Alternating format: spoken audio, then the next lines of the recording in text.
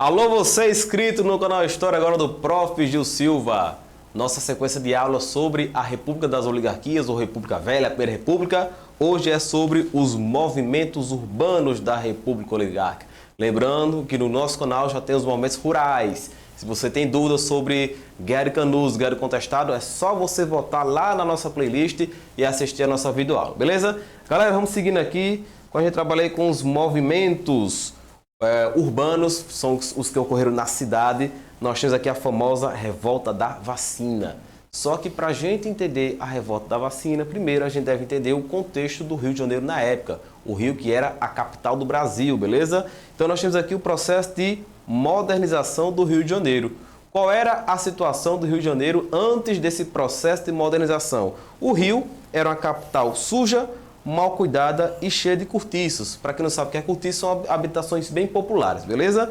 Ainda existia a proliferação de várias doenças como a varíola, a febre amarela e a peste bubônica, que você sabe muito bem, né? Ou seja, o que mais tinha no Rio de Janeiro era ratos. Por isso a ideia da peste bubônica. Só um fato curioso, na época o prefeito do Rio de Janeiro, ele fez uma campanha para que as pessoas que dessem ratos para o governo, ratos mortos, recebiam dinheiro em troca. Qual era a ideia dele? Acabar com a quantidade de ratos. Surtiu o efeito contrário, porque a galera começou a criar rato para depois vender para o governo. Xanin, diga aí a situação. Mas essa era a pessoa que gostou brasileiro é fenomenal, né não? Mas vamos lá. Aí nós temos aqui, galera, isso aqui se chama de a Conferência Sinistra. É como se fosse a reunião das 3 grandes doenças que estavam se proliferando no Rio de Janeiro, né? Varíola, febre amarela e a peste bubônica. Isso aqui é uma charge bem satírica do período. Vamos entender agora como que ocorreu esse processo de modernização do Rio de Janeiro. Na época, o prefeito do Rio era o engenheiro Pereira Passos e juntamente com o médico sanitarista Oswaldo Cruz, por isso você conhece aquele Instituto Oswaldo Cruz, não é isso? Eles deram início à chamada Reforma Urbana do Rio de Janeiro. Ou seja, qual foi a ideia dessa reforma urbana? É remodelar o Rio de Janeiro para dar um aspecto, de fato, de uma capital internacional. Por que capital internacional? Porque o prefeito do Rio, ele queria transformar o Rio de Janeiro num cartão postal internacional, para mostrar, ó, o Rio de Janeiro é uma bela capital, assim como as grandes capitais da Europa. É por isso que essa reurbanização do Rio de Janeiro, ela foi inspirada no modelo parisiense, não esqueça disso. Não é o modelo norte-americano, não é o modelo londrino, é o modelo parisiense. Então eles queriam pegar aquela arquitetura de Paris e introduzir no Rio de Janeiro, beleza? Por isso que foi iniciado o processo conhecido pejorativamente como o bota abaixo. Lembra que eu disse que tem um monte de cortiços no Rio de Janeiro? Aqueles cortiços foram todos derrubados, a população ela foi expulsa, passou a morar nas periferias do Rio de Janeiro, estruturando o processo de favelização do Rio de Janeiro. O que é que vocês percebem com isso? Que essa modernização do Rio de Janeiro, ela foi uma modernização elitista e ao mesmo tempo excludente, ou seja, ela só pensou na elite, beleza? E nós temos aí o médico sanitarista Oswaldo Cruz, ele vai idealizar a campanha da vacinação obrigatória. Foi criada na época uma lei chamada de Lei da Vacinação Obrigatória. E isso aqui vai ser o estopim da revolta da vacina. Por quê? Porque nesse contexto aqui, o governo do Rio de Janeiro não fez uma propaganda para conscientizar a população da importância da vacina.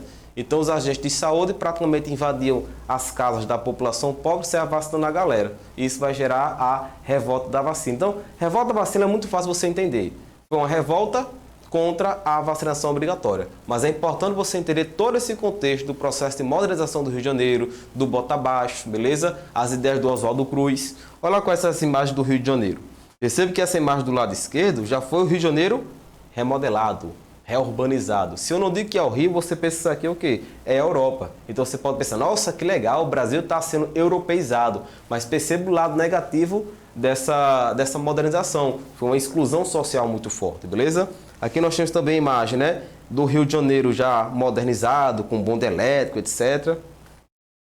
Nós temos aqui, ó, isso aqui são imagens de cartão postal. Então a ideia do prefeito na época era mostrar o Rio de Janeiro, o cartão postal para o mundo, ó. O Rio é uma cidade tão bela quanto as cidades europeias. E por trás disso aqui, o que é que tem? A população pobre sendo excluída, não é isso?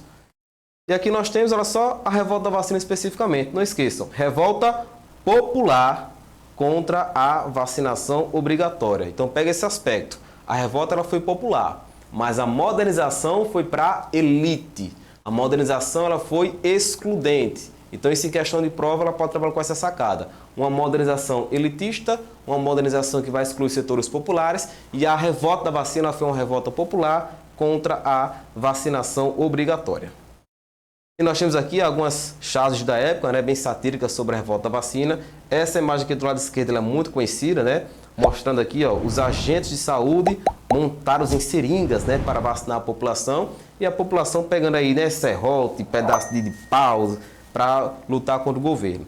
E aqui nós temos ó, o espeto da saúde, essa imagem do lado direito, furando a população, um negócio bem violento, né? Porque de fato foi isso que aconteceu, né? A medida arbitrária do governo em obrigar a população a se vacinar sem ter conscientizado a população sobre a importância da vacina. Outra imagem também muito clássica que foi um bonde virado, né? Durante o contexto da revolta da vacina. Pois é isso, galera, nossa próxima revolta agora vai ser a revolta da chibata. Pois seguindo, galera, nossa sequência das revoltas urbanas da Primeira República, nós temos agora uma revolta muito simples também e ao mesmo tempo muito conhecida, que é a revolta da chibata, que ocorreu em 1910, também no Rio de Janeiro, beleza? Nós temos como líder dessa revolta João Cândido, conhecido como o Almirante Negro. Então perceba essa ideia, ó, Almirante Negro. Então você vai ter a participação de negros na revolta da chibata. O que é que vai gerar a revolta da chibata? Muito simples. Olha as causas. Péssimas condições das Forças Armadas, baixos salários, altas jornadas de trabalho e o estopim vai ser o quê? Os castigos corporais, incluindo principalmente as chibatadas. Por que isso ocorria? Porque os marinheiros que participaram da revolta da chibata, qual era a situação deles? Como eles eram negros, ainda existia aquela permanência de uma mentalidade escravista na sociedade brasileira. Então eles recebiam maus tratos. Quando eles tinham algum tipo de desavença, algum delito que eles cometiam contra um oficial, por exemplo, eles sofriam castigos físicos, bolo e também a chibatada. O bolo era o quê? Era uma palmatória na mão. Aí teve um caso muito específico, né, de um fuzileiro chamado Marcelino Rodrigues de Menezes.